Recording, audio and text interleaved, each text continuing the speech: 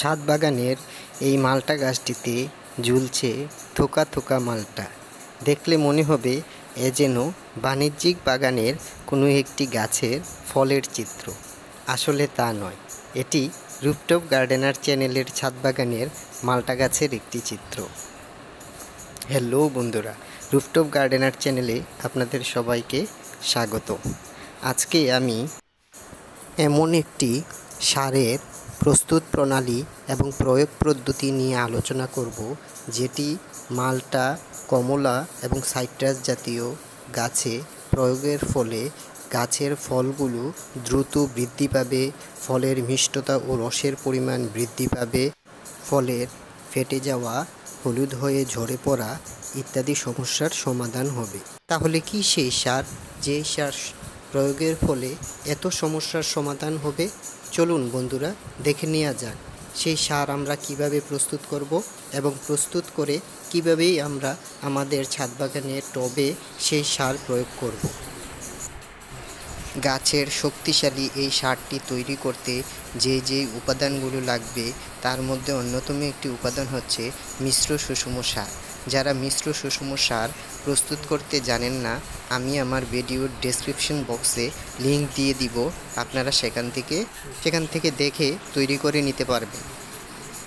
এই সারটিকে গাছের জন্য একটি কমপ্লিট ফার্টিলাইজারে পরিণত করতে আমি এর সাথে আরও কিছু উপাদান যোগ করব। চলুন দেখে নেওয়া যাক এই সারের সাথে আমি আরও কি উপাদান যোগ করে একটি শক্তিশালী সার গাছের জন্য প্রস্তুত করতে চলেছি। এর সাথে আমি নিয়ে নিচ্ছি 1 মুঠো পরিমাণ ডিমের খোসার গুঁড়ো। যদি আপনাদের কাছে ডিমের খোসার গুঁড়ো থাকে তাহলে মিশিবেন, যদি না থাকে তাহলে দরকার নেই। এখন আমি এখানে নিয়ে নিয়েছি 1/2 চা চামচ ডিএপি। ডিএপিতে যেহেতু নাইট্রোজেন এবং ফসফরাস উভয়ই থাকে, তাই আলাদা করে আমি আর বেশি পরিমাণে নাইট্রোজেন অর্থাৎ ইউরিয়া নিচ্ছি না। আমি 1 চামচের 3 ভাগের 1 ভাগ ইউরিয়া নিয়েছি। তারপর আমি নিয়েছি এসওপি অর্থাৎ সালফেট অফ পটাশ 1 চা চামচ। আপনাদের কাছে যদি সালফেট অফ পটাশ না থাকে তাহলে লাল পটাশ আপনারা 1 চা চামচ নিয়ে নেবেন। এরপর আমি যেটা নিয়েছি সেটা হচ্ছে ক্যালসিয়ামের হাই সোর্স জিপসাম সার, অর্থাৎ পাউডার যেই জিপসামটা আছে এটা আমাদের ছাদ বাগানের জন্য বেস্ট। আমি 1 চা চামচ জিপসাম নিয়ে নিয়েছি। এরপর আমি নিয়ে নিয়েছি ম্যাগনেসিয়ামের হাই সোর্স ম্যাগনেসিয়াম সালফেট। এতে ম্যাগনেসিয়াম এবং সালফার উভয়ই আছে, দুটি উপাদানই এতে বিদ্যমান রয়েছে। আমি 1 চা চামচ ম্যাগনেসিয়াম সালফেট নিয়ে নিয়েছি। এরপর যেই উপাদানগুলো আমাদেরকে যোগ করতে হবে সেটা হচ্ছে আমি 1/2 চামচ বোরন, 1/2 চামচ জিঙ্ক সালফেট এবং এসিআই এর 1 চামচ হিউমিস্টার অর্থাৎ হিউমিক অ্যাসিড। এই সবগুলো উপাদান আমি একসাথে এখন মিশিয়ে নিব। এই সবগুলো উপাদান এখন আমি একসাথে মিশিয়ে নিচ্ছি। এমনভাবে মিশাতে হবে যেন সবগুলো উপাদান সুষম জৈব সারের সাথে মিশ্রিত হয়ে যায়।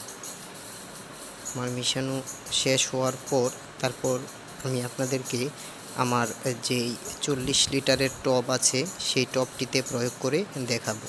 পরিমাণটা আপনারা আপনাদের টবের সাইজ অনুযায়ী নেবেন। আমি বলে দিচ্ছি, আমার যেহেতু 40 লিটারের একটি পাত্রে আমার গাছটি বসানো আছে, আমি এইখানে আনুমানিক মোটামুটি 700 থেকে 800 গ্রাম পরিমাণ সার আমি নিয়ে নিলাম। সারটি প্রয়োগ করার পদ্ধতিটি হচ্ছে, কখনোই আপনারা গাছের গোড়ায় সার প্রয়োগ করবেন না। গাছের গোড়া থেকে টবের কিনারা বরাবর 3 থেকে 4 ইঞ্চি পরিমাণ একটি গর্ত করে নেবেন।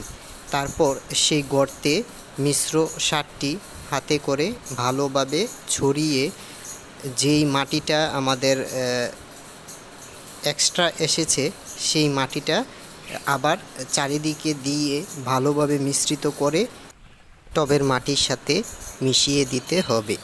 অর্থাৎ এর কারণ হচ্ছে, সরাসরি যদি আমাদের এই মিশ্র সারটি শিকড়ের সাথে সংযোগ ঘটে তাহলে শিকড় ক্ষতিগ্রস্ত হতে পারে।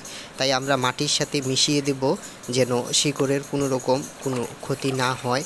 এরপর আমাদের যে কাজটি সেটি হচ্ছে এই সারটি পুরোপুরি দেওয়ার পরে আমরা ভরপুর পরিমাণে পানি এতে দিয়ে দেব। অর্থাৎ ভরপুর পরিমাণে পানি দেওয়ার কারণ হচ্ছে এই পানি দেওয়ার ফলে উপরের যেই পানিটি আছে সেই পানিটি আস্তে আস্তে মাটির সাথে মিশে নিচে চলে যাবে। এর ফলে সমস্ত সারের যেই উপাদানগুলো সেই উপাদানগুলো থেকে রসগুলো পুরো ড্রামের ছড়িয়ে যাবে এবং গাছ তার শিকড়ের মাধ্যমে খুব সহজেই এখান থেকে তার পুষ্টির চাহিদা পূরণ করতে পারবে। তো আমার এই ভিডিওটি